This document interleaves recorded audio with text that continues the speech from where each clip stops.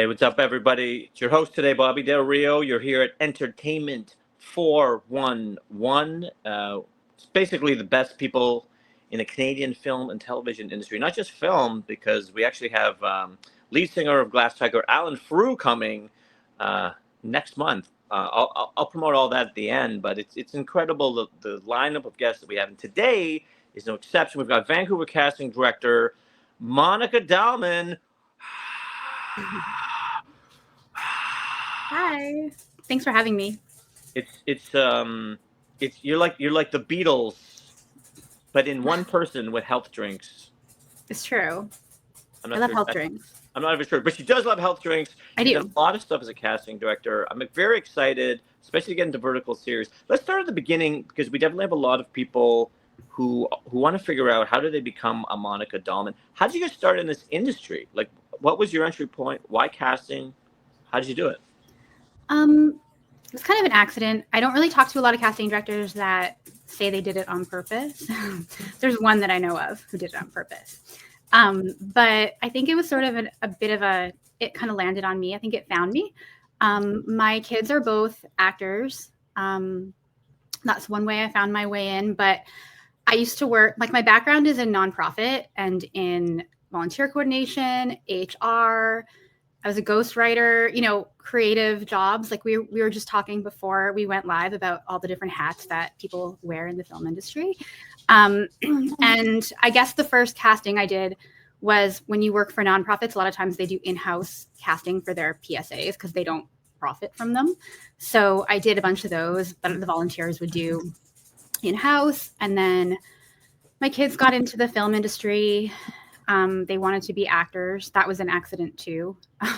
But it happened. And my oldest went to an audition once. My oldest is autistic, and the role was for an autistic character. And my oldest was, I think, 7 or 8. And then we went to the audition. Of course, it was in person. So your kid goes in, they go in for 2 minutes, they come back out. You don't really know what happens.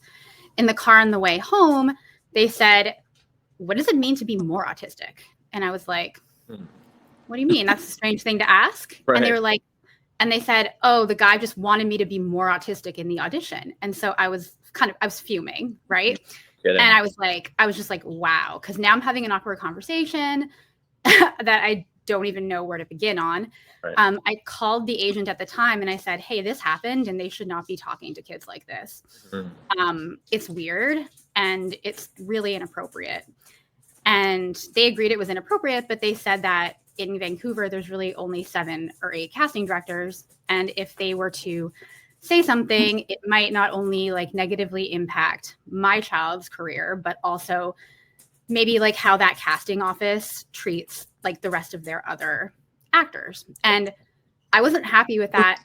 I thought about it, and I just thought there's a lot of problems with only having 7 or 8 people that are in charge of something like casting, because if you're getting to the point where there are so few people doing it, that you are going to let those people do things that are not right, where does it stop?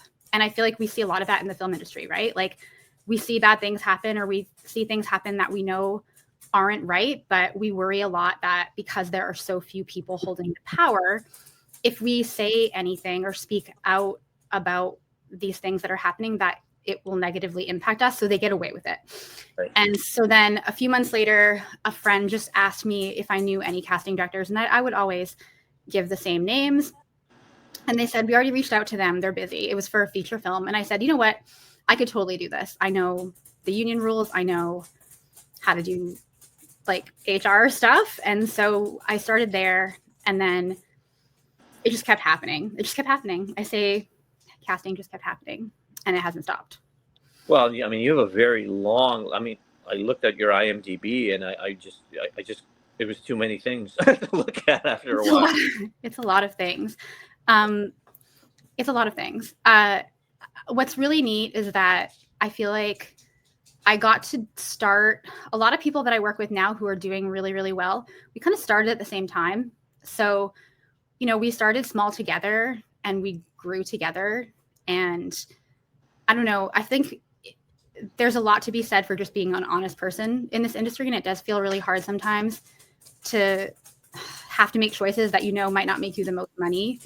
You know what I mean? But at the end of the day, all you really have is your integrity. And I do think that that's helped me. Like, clients know that I'm going to treat their project with care and respect, and I'm going to treat the actors with care and respect. And I'm not interested in doing projects that won't allow me to operate that way. So right. I bet I've been pretty lucky, and I've worked with some amazing people. Well, I don't know. Is it luck? I mean, I've known you for 11 minutes now, but I will say already, and I mean it very sincerely, like there's a very passionate person that comes across immediately, whether it's casting or vertical series or health drinks. I do love health drinks. I can see that you're all in for everything you do. I mean, that must be a big factor as well. Yeah, I mean, sorry, my dog is gonna save the day. They hear something outside the door. They have no teeth and they're 18, so they should probably hide. Yeah, but I'm not the kind of person that can do a job that I don't like. Right. And I'm also the kind of person who, when I do like something, I am all in. So I've managed to be all in to this for almost 9 years now. So it's pretty impressive. I mean, that's a lot of credits for someone with 9 years. But, you strike me as someone who's very forward thinking. And based on this conversation, it seems to be the case. But I'm very interested in your work in the vertical series world. I don't know that much about it, but it seems like you do, because you've started an organization. What do they call, the VFSSA? VFSSA. So what is that exactly, and what's your role in it?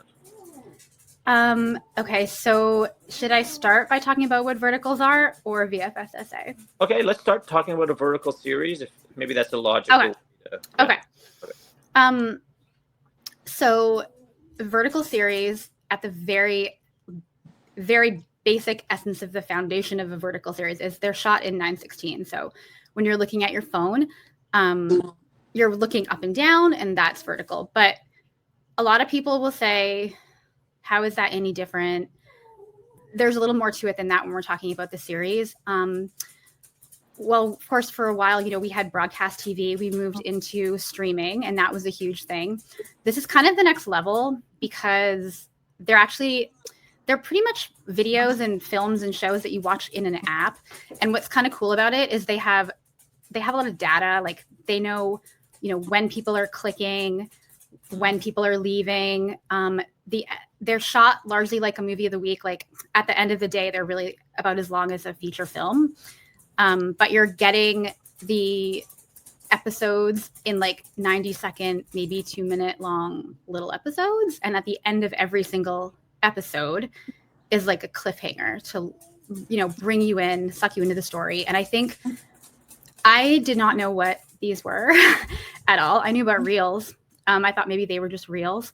But about 2 years ago, maybe like in December 2023, was when I cast my first vertical, but I actually didn't know I was casting it at the time, because I think when verticals came to Vancouver, some of the platforms actually just, they hired people to make a film, and they just said, hey, you're going to do this.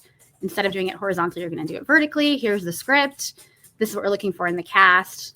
Just go do it, right? And it wasn't very different than getting any other contract.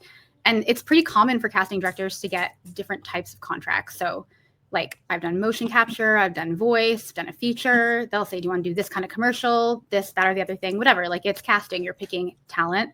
You're learning a story. I didn't know it was going to be that. A few things I cast, I actually didn't know I cast them until later.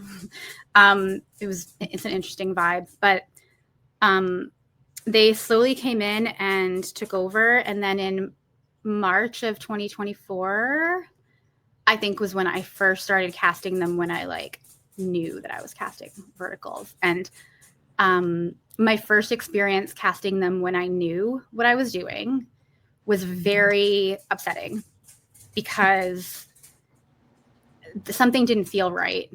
A lot of the things I was being asked to do were not super conventional when it comes to casting.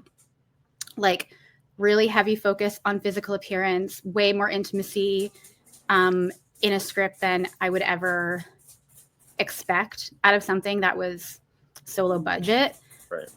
There was clearly a lot of confusion as to, I had to explain over and over and over why we couldn't use union talent, that you needed to have things like insurance, that we have like minimum wage laws. Like, I kind of felt like for the first time ever, I felt like I actually had to be a real defense system for the actors. And I'm always really careful about that, but it felt like it was coming at me really quickly.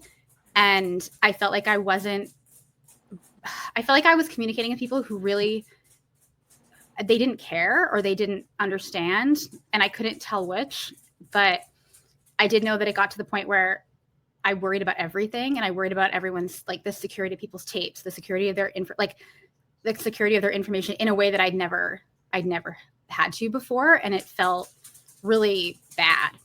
And so I let the producer that I was working with, who was someone that I trust, I let them know that, like, I couldn't ask certain things of people. I couldn't ask agents to have their actors do so many tapes. I couldn't ask actors to do so many like in-person whatever for such a low amount of money. I said that, like, you know, we're asking too much for what this is, but I also wasn't really given a clear picture of exactly what it was. Right. Until the first few of those came out. And I said after a couple of weeks, I'm like, I'm not going to do these anymore. And it felt so chaotic that I was like, there's no way this is going to be a thing for much longer, because I don't think people would tolerate, like, being treated this way. But yeah, we have to remember that there were the strikes then. People weren't really working. So they did stick around, I think, largely because they're popular, but also because, you know, crew needed to work. Actors wanted to be working. Yeah. Okay. Well, look, that's a great overview. And I know from my pocket of the industry, I keep hearing this term vertical series, and you've cleared it up pretty well. So I am curious, though, about this organization, because I didn't know that there was a vertical series organization, but it looks like is this the first? Like, what, can you tell me about this?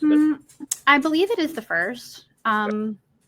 I'm meeting at 11 tonight with a group of people in Australia and the Netherlands. It was really hard to coordinate a time, but because I think Australia is starting something that's pretty similar.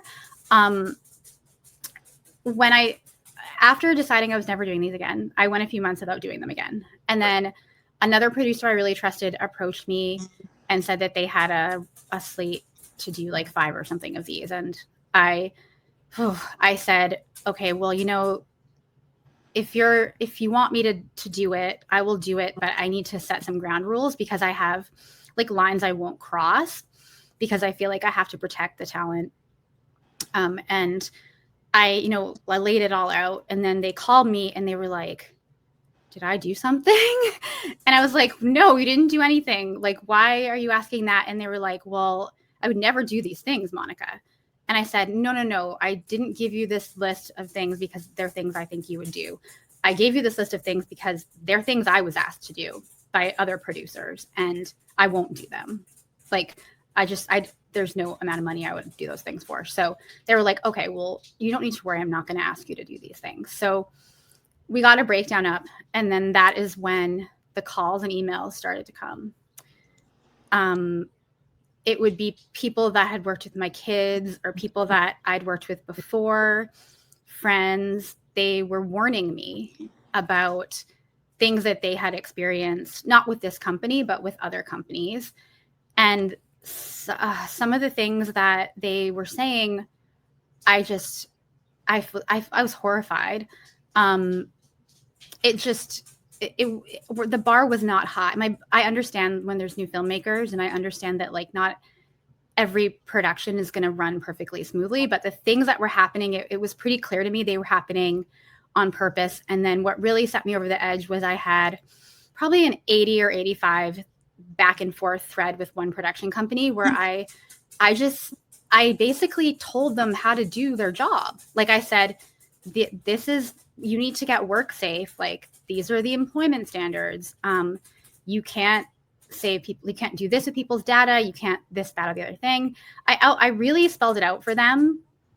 And to hear that, like, they were still doing this stuff months later, I knew at that point, like, this wasn't a case of people not knowing what to do. This was a case of people taking advantage of other people. And I wasn't happy about it. So, you know, I listened to people, and I didn't give names or like share their stories with anybody because I'm a vault about that stuff. But I did say, hey, like, if you're not alone in experiencing these things, and I know you're afraid to say something because in this industry, we do tend to, I don't know, worry that we're going to get blacklisted, or we don't want to see like we're being difficult.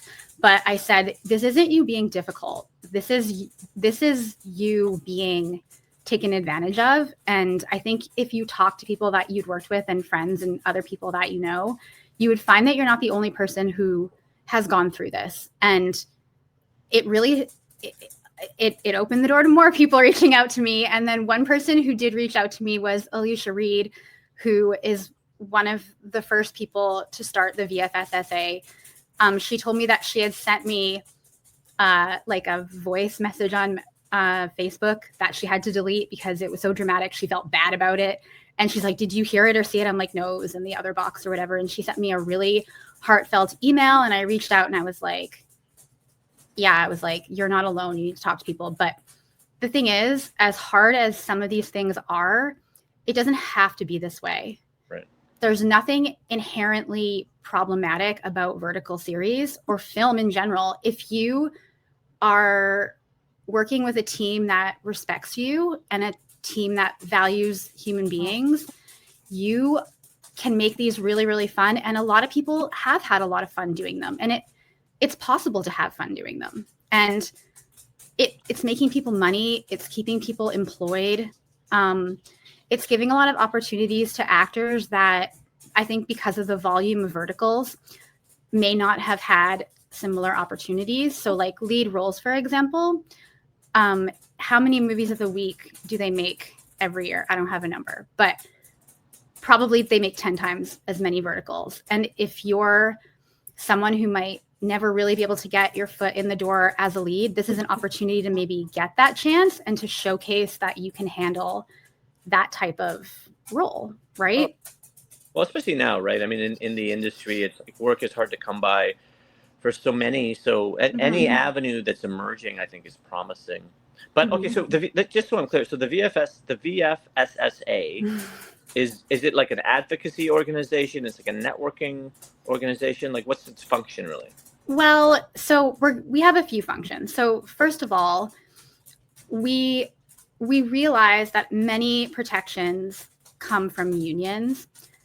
But one thing we also learned throughout the first year or so of verticals is that unions are not able to step in on projects that are not union, right? So we know budget-wise and just because of how things are, I mean, verticals are very similar to commercial. They'll never all be unionized. But one thing that we kept hearing over and over, and I kept hearing over and over, is you don't have any rights as a non-union actor, and that's incorrect. And I understand where it comes from. It comes from in order to promote unions, we say, this is how you get protected. This is how you get rights. And I think that what we've accidentally done as a collective is we've let people feel as if they have zero rights if they're non-union actors. Right. And that's just not the case. And so right, because it's labor laws and rules that apply, right? Immigration laws, like immigration and like human rights and all those laws. But you have rights. But I think if you've heard over and over and over and over and over, you have no rights as a non-union actor, you start to believe that. And then you have no expectation for being treated well on a non-union set. And that was, for me, I didn't want to fight the companies that were not doing a good job because I don't want to fight with people with companies. You know what I mean? But I did want to start letting people know the rights that they do have so that they can advocate for themselves, which I think is a better way than just being combative against a company. You don't know like if they're trying to fix it. Do you know what I mean? I want to assume the best. So the best thing we could do is to arm the actors and then also the agents. And, we have to also remember that we have service production companies in Canada. We're not dealing with wealthy, like, film execs when we're making these projects. The people that are producing them, they're the hardworking people on the ground. They're the ones, they have bills to pay. They're not walking home at the end of the day. They're not going back to their, like, boat in the Maldives or anything like that. Like, they're going back to, like, probably an apartment at this point. They have families. They're doing their job too, and they're being given limited budgets and resources. But people don't talk to each other, right? And so the VFSSA is a space where we can all talk to each other and we can share our experiences and we can collectively come up with some standards that maybe we want to, some expectations, right? Because collectively, if we have expectations, eventually they'll become the standard. And we had an event for the VFSSA, our media launch, and I think my favorite part about it was there were people talking to each other in the room and kind of comparing notes who would never normally be talking to each other. Like, agents were talking to agents from other agencies. Producers that might be the same producers going up against the same contracts as another producer, they were talking to each other. I think by talking to each other, and obviously, don't break your NDA, don't give away the farm when it comes to info, but there are lots of things in this industry we can talk more openly about that traditionally we maybe haven't. But if there's anything I've learned is that talking about things, you can sort of unwind that messy ball of yarn that they might be. And you can kind of, untie that ball of yarn together by just talking through it. And I sort of, for me, that's what I think the VFSSA will create a space for. Right. Well, look, you're an excellent spokesperson for this organization and for vertical series in general. So I'm going to ask you one more question about the vertical series, then we're going to go to commercial. Okay. So vertical series, I mean, look, there's still people like me, and I'm 30 years in the business, and I'm learning from you in real time, right? Okay. So vertical series is relatively new. Mm-hmm. Do you think that this is this a flash in the pan? Is this a new way content's going to get made? Like, what is the future of vertical series in your opinion? I think it's just going to be another way of consuming media. I don't think it's going to replace anything. I think it's just something new to add to how we intake a story. One of the really cool things about it, to me, is that it's a really cool way to make a story with a storyline that you might not want to invest $1 million into. Like, to give you some numbers, like a movie of the week, a really cheap movie of the week, I always use the example, like a super cheap, low budget is about $700,000 to make. Still a lot of money, but that's like very low budget movie of the week. Like very, very low. Even 1 million, 1.5, 2 million, those are not high budgets for a film. I think the higher, sort of like the fancier Hallmark or Lifetime movies are about 5 million. Those shoots can last anywhere from about 12 to 15 days. I've never heard of one going over 15. I do know there are some companies that will do a 10-day movie of the week, but I would not want to have to deal with that schedule. But a vertical films for about 6 to 10 days. I've heard of some that do 12. And the scripts are roughly the same length, but it's about 200,000 USD. So for the price of a really cheap movie of the week, you could be making 5 verticals, and you can it can be a sandbox for different types of stories. Like, you might not want to make a $2 million movie about vampires that fall in love because, well, I guess vampires is a safe bet. Let's say werewolves. Vampires, I think, have proven themselves financially, but maybe werewolves or something like that, because it feels like, will people like this or not? Well, with a vertical for $200,000, you can see, and not only can you see, but you can tell exactly when they click away. You can tell exactly what episodes they go back and rewatch. You have all the stats. So what I think is going to happen is that bigger networks are going to continue doing streaming and they're going to continue doing their network things. But I think they're going to start using verticals to be a little bit of a test area, a little playground to see what stories people want to watch and like which actors that do well, like which pairings do well, right?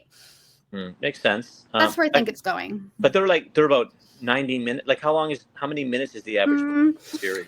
So a vertical series is not really different length than a movie of the week. When you think about a movie of the week, at the end of the day, it's to sell commercials, right? That will play on TV in between the different episodes. And they're not really episodes on a movie of the week, but it plays for a bit. There's a bit of a hook. Then it goes to the commercial, right? Then you come back. It's the same.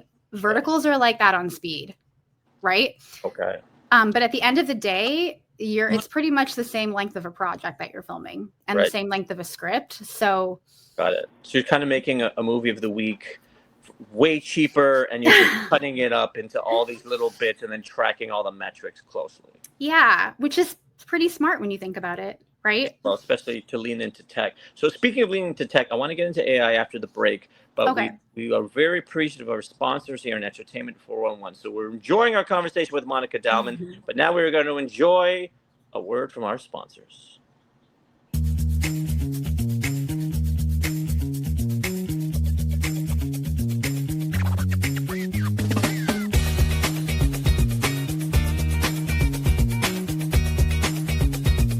My objective, my game here is not to keep you in perpetual classes. My game here is to get you camera ready so that when the opportunity arises for you to compete for a role, you get the role. And you are so incredibly efficient and effective on set that, oh my gosh, you're called back in to read again and again and again. You're invited back to the party again and again and again. That, to me, is what a good class should be all about.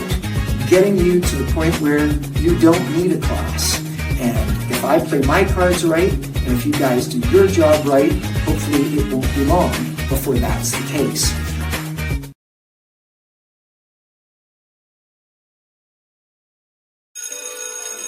I'd like you all to meet a new student. Maggie, can you come up here, please?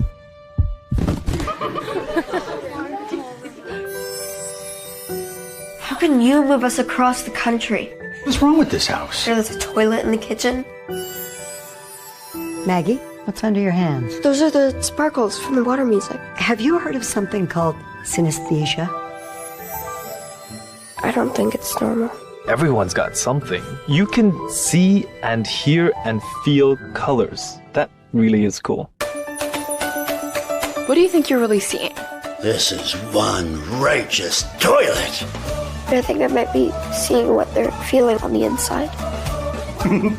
This is clean, right? How old were you the first time you fell in love? Guess I was 4. Who were you in love with? Bugs Bunny. Let me in! Mom, Evie won't let me in the bathroom! Cute PJs. All you ever say is Travis this and Travis that. What are you doing tonight? Are you asking me out? Would you please stop standing like that? Depends. Can you pop my pelvis back in? No.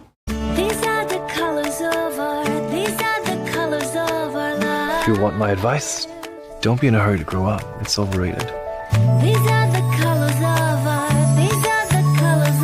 life. Every time you hire me, you get a free gift. You track dog poop in our house. There's plenty more where that came from.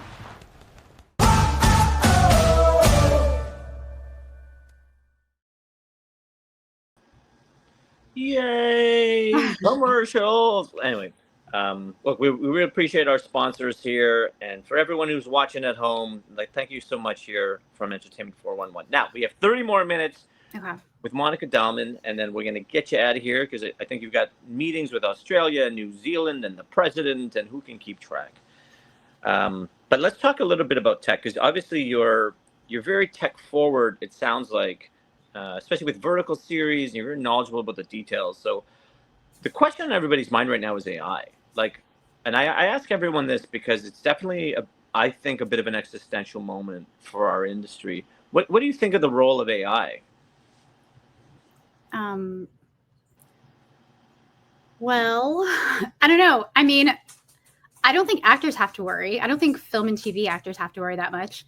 I feel like voice actors probably need to worry a little bit, but I definitely feel like if you're on film and TV, a computer is not going to be able to ever do what you do. Right. I've seen thousands and thousands and thousands of tapes. There's no robot that's going to be able to emulate that fully. I mean, at best, you would get a really fancy cartoon. People want to connect to actors, and they're not going to find like a emotional connection or any kind of personal connection to an AI. People are very passionate even about voice actors. They go to conventions, they are huge fans of voice actors. They're huge fans of film and TV actors. With these verticals, especially, like, you wouldn't believe the number of fans that the leads get. I just feel like that human connection is what we're looking for. Oh, what was that? Oh, as viewers. It's just a text, yeah. Oh, okay. I was like, oh, did I say a bad thing? No. So basically, I don't think it's going to ultimately be a problem. We need to keep an eye on it for sure, because, I mean, you don't want things getting modified and then suddenly your face is doing something you don't want it to be doing. Right. But I mean, like, I feel like there's a huge place for AI, like in medicine and things like that. So. Got it. Okay. So from a casting standpoint, AI is not really a big factor, is what you're telling me. No, they really want people. People want to see people. Right. Yeah. Okay. All right. Well, let's get back to auditions then, because I know this is something that actors obviously care about a lot, and we have a lot of actors who watch, especially when we've got a great casting director like you. So let's talk audition do's and don'ts. Like, are there certain things that you're looking for when somebody sends you a tape? I mean, like, it really depends on a lot of things. Most of it is technical things. Like, if we write something in the notes, we're doing it because we really need you to follow that instruction. Follow the instructions, label things right, make them the right size. We ask these things for very, like, practical workflow purposes, not because we're just being, like, really particular. That kind of stuff, I think, is probably the most important. A lot of people are missing out on opportunities because they don't label things right, or because files are too big. Things like that, just because we try to pass them on to the person we need to get them to, and they struggle with it, so they move on to the next. If we're auditioning you, it's because we think you can get the part. We don't want to waste your time. We don't want to waste our time. I don't know. I love self-tapes. I've always done self-tapes, even before they were a thing, before COVID. I like to see as many options as possible. I really like, finding the right person for the right role. It feels like you're on a treasure hunt, and it's really gratifying when you find that person. And we get to give more people opportunities when it comes to self-tapes. And at least in our case, there's at least 4 people who watch every single one of the self-tapes. I think as long as you follow the instructions, feel confident in what you are putting forward, then that will always help you. But you can't help as long as you do your best and you're doing the job right, you can't help if you're not the vision of, whoever's making that final decision. But just know that you can do what you can do. So that's interesting too, because sometimes, as an actor, from the actor's point of view, you send these tapes, you never hear, and you don't really know, does anybody watch them? And so you're saying you have 4 separate people who will look at every single thing. Yes, and they're watching this right now and probably laughing at me, but right. They do. They watch a lot of tapes. We all watch a lot of tapes because we don't want to miss somebody. Do you know what I mean? Right. Or we don't want to miss something. And, sometimes, like, a lot in acting and a lot in art is very subjective. And, like, I'm one person and I don't necessarily know it. I don't know everything. Do you know what I mean? So, like, having a team that will, be there. We have definitely had many times where someone will say, hey, we didn't shortlist that person, but I really like this about their tape. And then we're all like, okay, well, let's go back and look at it. And then, they end up making their way into the shortlist after all. Right. So it's also like quite quite a challenging time in our industry, right? Really since the strikes. I think, which is also why vertical series, really any kind of work is people are like, okay, yes, here's an opportunity.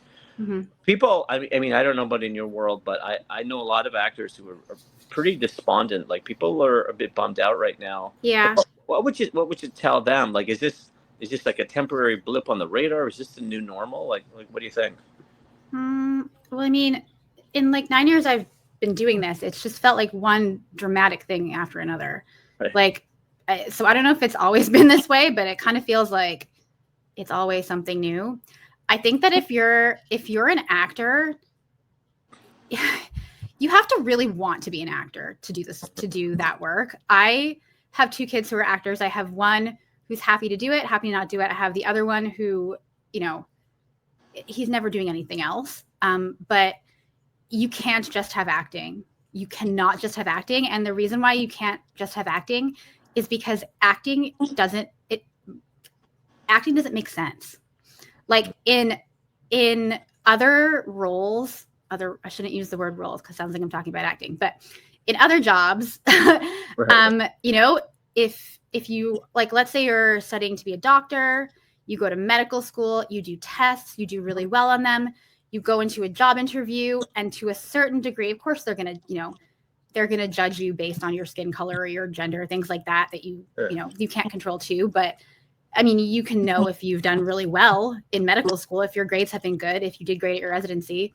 But acting would be like if you went to your doctor interview and so did someone else, and the other person at the interview, they didn't even go to medical school. They were like, I've just really always dreamed of being a doctor.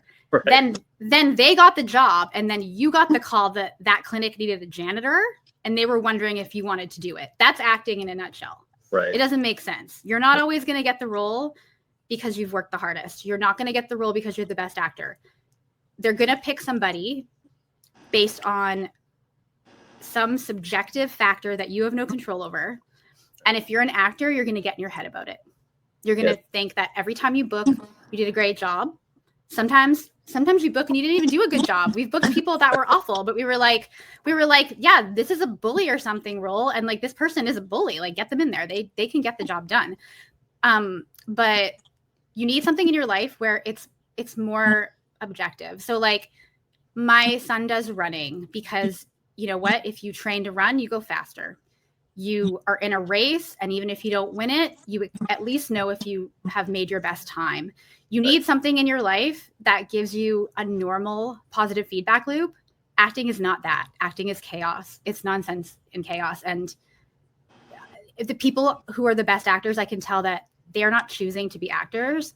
It has chosen them, and they have to do this. And that's why I feel such an intense need to protect them, because I know that no matter how rough it gets, they're going to have this burning need to be an actor, right?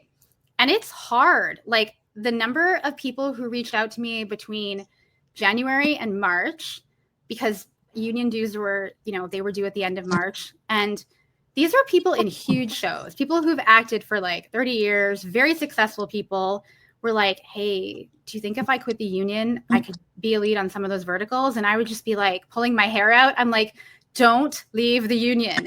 Do not do it. I was like, I am working on it. We'll get a union agreement. I promise you don't want to throw away like the opportunities that are within the union. Like, things will shift, things will change.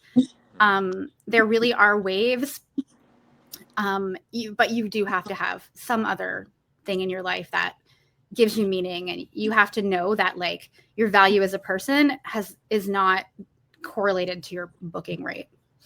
Well, look, as one of those actors of 30 years, like I really appreciate everything that you're saying. It really does land. So we've got a question on Instagram here. It says, how do you prefer to have the tapes labeled?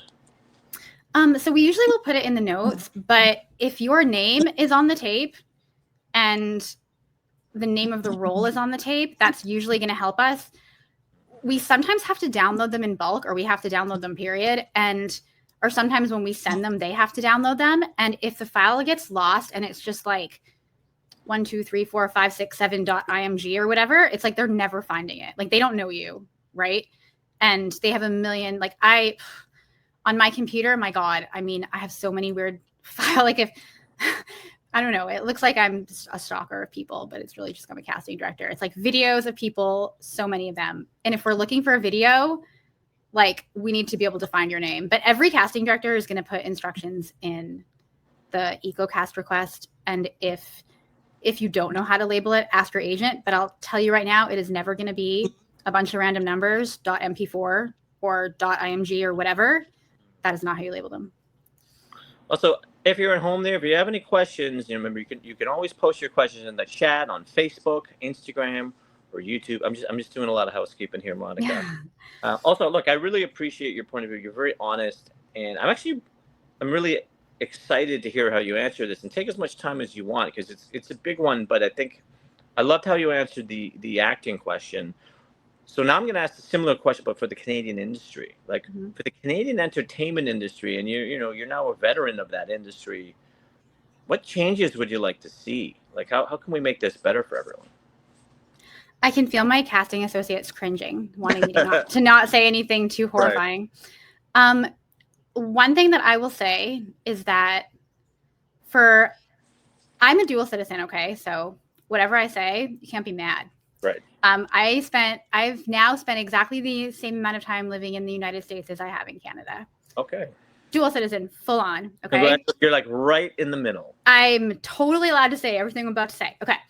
So for a really long time, you know how, if there's a kid at school who I don't know, let's talk about South Park. You know Cartman on South Park? I feel like they put up with his behavior a lot, right? Right.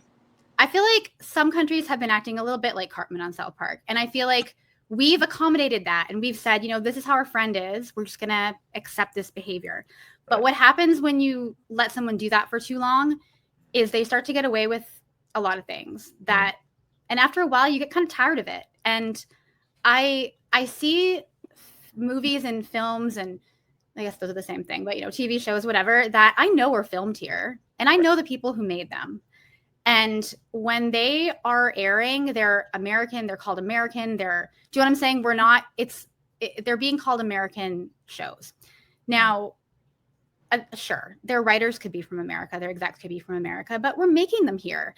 And I don't think we should get all the credit, but I think we should get some credit. Like, I feel like we should maybe get a little bit of the credit. And my kids are both members of SAG and they're members of UBCP and ACTRA. And, it looks really good to be SAG when it shouldn't really look that different than being UBCP and ACTRA. And for one of the projects I'm casting, we've looked at over 1,000 tapes for The Quiet Canadians. Like, I'm sure so many people have looked. Those tapes changed me. We still have not cast anybody. So if you're watching this and you want to ask your agent, did that get cast? It is not cast yet. This is your official announcement. We're still working on it. But I'll tell you right now, those tapes taught me that we have all the talent we need in Canada. And that is not anything against Americans. I love Americans. My family, they're Americans. I love American actors. I love the American agents I work with. But we shouldn't look at Canadian productions and Canadian talent as being lesser. We need to focus on how we're just North Americans. We're not that different. Right. And I don't know. I find it very frustrating. I push very hard for Canadian actors on projects that are here. I really do. And I reject the notion that the actors are not as good in Canada. And that's literally my casting assistant just typed that. She's in so now. She's really great. But it's painful when I see people respecting, my 11-year-old does very well. And when he's respected more, when people know that he's an American than he was as a Canadian, I think that that's wrong. And I want to pick actors based on how talented they are and how suitable they are for a role. I don't want to pick them based on their I don't know where they're from. I don't know if you can nationality. Yeah. But I think that I don't think we need to be combative, but I do think that as Canadians, we need to stand up and we need to acknowledge the great things that we've done and the great things we do. And right now, I've at least 14 projects have moved up here because it's politically chaotic, no matter what side of the spectrum you're on. It's politically chaotic down south, and they've moved their projects up here.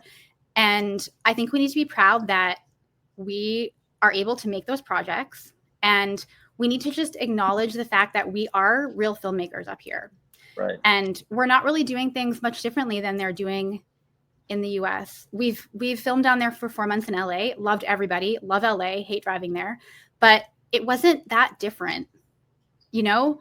And I think we should reject being thought of as second-class citizens in filmmaking. Like it's not Right. true. It's just not true. Right. You know, but I think we have, I'm sorry'd our way through a lot of things. Right. And we need to just realize that you know, we can handle it. We can make TV, we can make movies, we can do that up here. We're not that different. You know, it's so much truth to what you're saying. It's a powerful conversation. So I'm a Canadian actor for 30 years, right? But my team now is in LA, right? So I have an agent and a manager in LA. And, you know, it's so funny to hear the way Canadians speak about themselves. Mm-hmm. My team in LA loves Canadians. Everyone I know in Hollywood, they have very, very positive things to say about Canadians. They respect Canadians. They love Canadians. Like, do you think that this political climate, and we don't want to talk politics, but do you think there's an opportunity here for Canadians in a way to discover themselves for the first time, of really the pride that we can have in being Canadian? Yeah, I think just don't apologize for not being an American actor, and don't accept the idea that somebody having citizenship in one country automatically makes them a better actor. One thing I will say from casting SAG projects in the US, though, is there's more Americans. Mm-hmm. And a lot of it is a numbers game. I would say there's, on an audition for a feature film that's SAG, it's 10 times the submissions. Then, I mean, if you look at the numbers population-wise, there's just more people. Right. So it can feel, obviously, I mean, there's more options to pick from. We don't have as many people. But I think because of that too, there is a little bit of a difference in the way, I mean, we're really laid back on the West Coast, especially in Canada. Americans have to be very aggressive because of those numbers. They know they're going, oh my God, now it's my other, anyway, I'm glad that my team is very supportive, but, I think that they have to, there's more hustle they have to put in to get in front of the crowd. Do you know what I mean? So I will say that if it's a feature in the US, I'm never getting asked for extensions or anything like that. Sometimes they'll be like, yeah, I'll get that tape to you. Sorry, it'll take so long. It'll take 5 hours. I'm like, what? Right. There's a little bit of that different energy, but I think when you're going up against so many more people and you're kind of aware of it, you might bring that energy a little bit more. Agents will often say they can tell the difference between LA and Canadian talent because of that. But to a certain degree, I think it's because and I'm proud of this, although it can be frustrating, we do demand a little more respect, I think, in Canada. And I think that's a good thing that we shouldn't stop demanding, you know? Yeah, for sure. That's powerful. Look, and I appreciate how honest you are. You know, not everybody is. Oh, we got another Instagram question from Darlene Morrison. How do you get yourselves into verticals as a non-union when you've never been in one before? So is a vertical series an opportunity for you to look at new talent, or is there a bit of a vertical series star system being created now? I think I think it's okay. Sorry. We look at the vertical talent and we're always considering them later for non-vertical projects. Right. But that's how I just my approach to casting. I don't ever think that's a vertical actor. That's an actor who doesn't do verticals. But the best thing to do is just look on Actors Access, look on Casting Workbook, look on casting networks. But I will say you need to be very, very careful. I would suggest if you are an unrepresented actor, you get an agent. Agents are advocates for you. If you're an actor, you're going to want to take every offer. You're going to want to say yes to everything. And not all offers are a good idea. There's opportunity costs, and then there's things that can be dangerous. So Backstage, all those sites, they'll all have casting calls for verticals, but you should pay very close attention to production company names. You should pay very close attention to making sure that, I would Google the companies. We have a vertical database that I think on our Linktree you can sign up. It kind of generates a little comp card for you, and then we go and look at that database whenever we have a new vertical that we post. Right now the vertical breakdowns are everywhere, but again, not all projects are created equal. You should always be vigilant in film and TV and commercial. It doesn't, even bad things happen on huge sets. Horrible things happen on, I mean, if you look at the news, like really bad things can happen even if it's a big network. But I would say that you should be especially vigilant when it comes to non-union projects. Yeah, look, I mean, it's amazing how many gems you're just dropping, gem after gem after gem. And then I guess my question too is like, how do you get there? Oh, hold on. Before I get there, we got an Instagram question from Troy Crossfield. Are there agencies who get to you that others wouldn't? Is there fair opportunity? I think there is fair opportunity there with verticals. I would say that the agents have been put through a lot in the past 2 years, with, you know, things happening to their actors on set or having to chase down payment, to the point where you have to remember that your agent is probably not, okay, we think our agents get 15%, right? They're not getting 15% for the most part. They're probably splitting that amount of money with their agency, and there is overhead as an agent. So like maybe your agent's getting like 7-8%. Like, do they really want to spend like hours of their lives chasing down like $150 to get 7% of it? Like, that's enough to drive anybody completely insane. So there are lots of agents and agencies that are just like, we're not going to do these vertical things anymore. And then there are many that have said they'll only do them if I'm casting them or if they know the casting director. I mostly want to work through agents when it comes to verticals, but I also know that some of them have just had it. And so I think at the very least, communicate what you're doing to your agent. Self-submission is fine, but make sure that someone knows where you are. Maybe forward the call sheet to your agent. Please have them look over the contract. Some of the contracts have had things that have just been absurd. Like, you want to your agent's a really smart person who knows how to look for those red flags. So, but yeah, as far as equal opportunity, like, I'm happy to work with any agent that's happy to work with me and that treats their client right. And look, we appreciate the guidance that, you know, you're giving our audience. We definitely have a lot of newer actors. Oh, look, Darlene Morrison, thank you. My daughter has an agent and has auditioned for you before. That's great. I love to hear it. Yeah, you're making an impact. So speaking of making an impact, let's talk a little bit about mentors. Mm-hmm. So have you had mentors? I know that you had sort of a really unique path into the industry, but did you seek guidance? Were there people who helped you along? Casting directors are pretty closed off. I'm not sure why. I didn't really understand it at first. I thought it was weird, but I have found casting directors that were happy to talk to me. And I think that, I don't know if I should name names, but Judy Lee and Angela Quinn have been two people that I just have found them so open and so amazing and so easy to talk to. But they have, like, you know, I can ask them a question and be like, hey, is this part of our job? Is this normal? Do you know what I mean? And yeah, like I joined the Casting Society for Canada, and there's some really nice people on it, and like they're willing to talk to each other and they communicate with each other. And if you have a question, you can always reach out and ask them.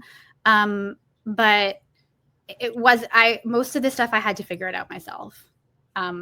It's just, you learn. And so I don't know when it was, maybe like 8 or 9 months ago, I decided that I wanted to, you know, show somebody else how to do it. And so I took on Ashley and Tanya, and I want them to just be able to do it. You know what I mean? Because no one taught me anything. Like, I had to figure it all out, and it was a lot of work. And it honestly feels good now just to understand, because there is a lot of privacy you have to think about in casting. I can't be going around complaining or like venting about things. Like, it wouldn't be appropriate. And then there are like weird little problems or like weird little things that are frustrating. And just knowing that there are people that I can be like, yeah, that was so weird when that happened. Or like, hey, do you think that's right? Or like, they understand like things that are happening. And I think it just all ties into my belief that if we communicate with each other, we'll be mentally healthier and the industry will be healthier. And yeah, but Judy and Angela they've been really helpful and really just like really nice to talk to. So I like knowing that they're there. Oh, great. So we're going to do 2 more audience questions, and then there's the contest draw where you can win a one-on-one consultation with the very own Monika Dalman, who's here right now. If you go to eBoss Canada's Facebook page, join the chat, enter hashtag Meet Monika. But first, we got 2 more audience questions. You're getting so many hearts. But let's go with this question from Terrell Gardner. Hey, Monika. Do non-union actors who get the opportunity to audition for union projects get equally considered? It's kind of a tricky question. We have obligations under the master agreement where we have to audition the union actors first, and we have to consider them first. They have preference of engagement, 100%. So we separate the tapes. We have to watch the union ones first. But we always watch the non-union tapes also.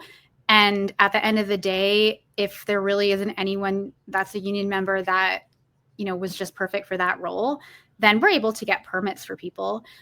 It's a really hard time though, because when there isn't a lot of work, it can be very difficult to argue in an honest way that we can't find a union member to do the job, So it is very tricky. But it's not impossible. And I think it's important to remember that it sounds really cheesy, like I'm talking to kindergarten kids, but we're all very different. And the fact of the matter is that your biggest strength is going to be your individual, your individual self. And, sometimes you're a non-union actor and you just happen to just nail that role. And we will then do our best to put you forward. And then guess what? Then you can join the union and the union gets bigger and it's great. So yay. But yeah, we have rules we have to follow. We have to follow them carefully. What do they say? You got to be yourself because everybody else is taken? Yeah, that's good. Exactly. Like that. So, okay, we've got another question. I think it's our last one. Then we got our contest draw from Lara Tai. Can you give us more details about what you are looking for when you are asking for 2 different takes? Sure. So one thing I want you all to remember, and I don't want to downplay my role, but when you were auditioning in person, I'm going to tell you a huge secret. You were making a self-tape. You were making a self-tape that we in the room were filming, because the people who make the choice, they never meet you. They always got a tape. They got a tape in the 80s. They got a VHS tape. It was always us making a tape. So part of why we now have to offer space in person to do the tapes is because of that, right? Because the cost of taping goes from the production when we were making those tapes at in-person auditions to the actor. So now, to offset those costs, we have to provide for union projects a place to tape. But really at the end of the day, I want you to remember you were only ever making a tape in that room. The difference is you were making a tape in that room with somebody who was hired to find the person to do the job, and we know what they want, right? So your redirects that you were getting, it was never us judging your acting. It was never us judging, the things we say in that room, they're never to be applied to everything. They're literally us. We're hired. We know what they want. We're redirecting you based on a tape being created we know they'll like, right? So 2 takes is great because you don't have us there, right? And sometimes we will get one version of a tape and then they might be like, oh, we really liked when this person did this, but we'll say, oh, this person did another tape where they totally did that. Today we were casting a role and they were like, oh, but this person didn't do it very funny. And I said, well, you never said you wanted it funny. Do you know what I mean? Right. I'm sure they're an actor, they're trained. I'm sure they can do it funny. But if you have 2 versions, we can show that you're not a one-trick pony, I guess. And we will try to give you a lot of information, but I find that every bit of information you give an actor, they take it they take everything super seriously. So we want to give you a little bit of info in the self-tape request, but we also don't want you to overthink the info that we give you to the point where we get a bunch of really overly rehearsed sort of tapes. So 2 takes is going to mean that if you're struggling with a decision, you can show us 2 choices. That was a long answer. I could filibuster like Noah's business. No, but yeah, you're like Cory Booker. Like, I will talk forever. I will not. No. We honestly, we appreciate it because it's like you're very thorough. Okay, one little bonus question from our usual host, Fareed here. What can talent do to get that extra leg up on casting? Agent calls, pitches, demos. Do you think that we do enough as Canadians? Or is it another sorry situation? Like, I guess the question really is, how proactive should actors be? Well, I think one thing to remember is that we're always thinking about the roles we happen to need right now. So a lot of times actors will email all their stuff, and that's cool. But if we're not looking for that right now, we kind of just file it away. Do you know what I mean? Like, right. We're always thinking about that need that we currently have.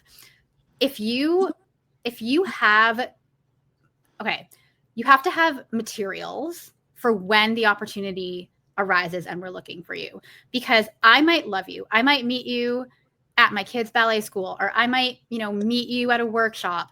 But at the end of the day, the people that hire me, they don't care. They don't. In fact, if you're my friend, they probably think I'm picking you because you're my friend. Right. I have to show receipts, right? So the more you have that I can show them as evidence, that's what helps me, and that's what helps your agent too.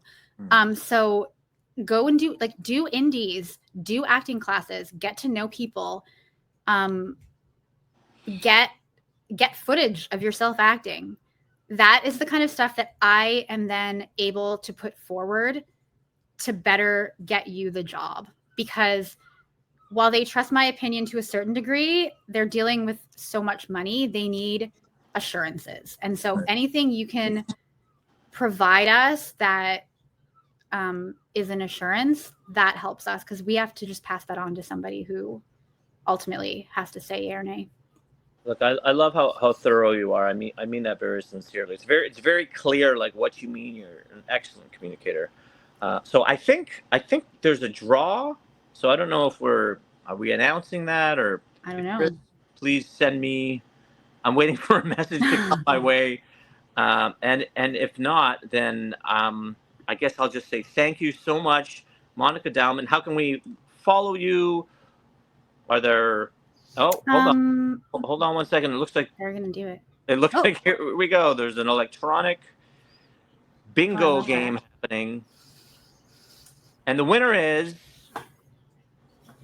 Kristen Highland. Highland. Amazing. Does she work for you? No. Okay, great. Kristen Highland, you're the big winner. You're going to get to meet Monika. You're going to have a one-on-one consultation, which I'm sure you've all planned before. I'm not springing it, Monika. And thank you so much for your time. So where can we follow you? What's the best way to support you on socials or anything? I have a link tree that I recently learned how to make, and it's pretty thorough. And there are right now we have lots of workshops that are coming up in the next a lot of them are on Zoom too, over the next few months. I think there's one coming up on the weekend that's specifically to verticals on Zoom that there's still a few spots open for. And so on Linktree, Monika Dalman Casting, on Instagram, Monika Dalman Casting, on Facebook, because I'm old, Monika Dalman Casting. I heard only old people go on Facebook, so I'm old now. But yeah, that's how you can follow. And yeah, I'm glad that I got to talk. It was fun. Yep. I was a little nervous it was live, but I did okay. You were amazing. And our contest winner, please contact us at ebosscanada@gmail.com. Congratulations, and congratulations to you, Monika, for all your success. We really appreciate you. If you enjoyed Entertainment 411, please check out our future episodes. August 5th, we've got casting director Marjorie Lecker. August 12th, casting director Brian Levy. August 20th, the lead singer of Glass Tiger, Alan Frew, legendary Canadian band. August 21st, Montreal casting director Denis Charest. Pretty amazing. We've got people like Monika Dalman and all of the amazing people that we get every single week. Thank you so much at home. We appreciate your support here on Entertainment 411.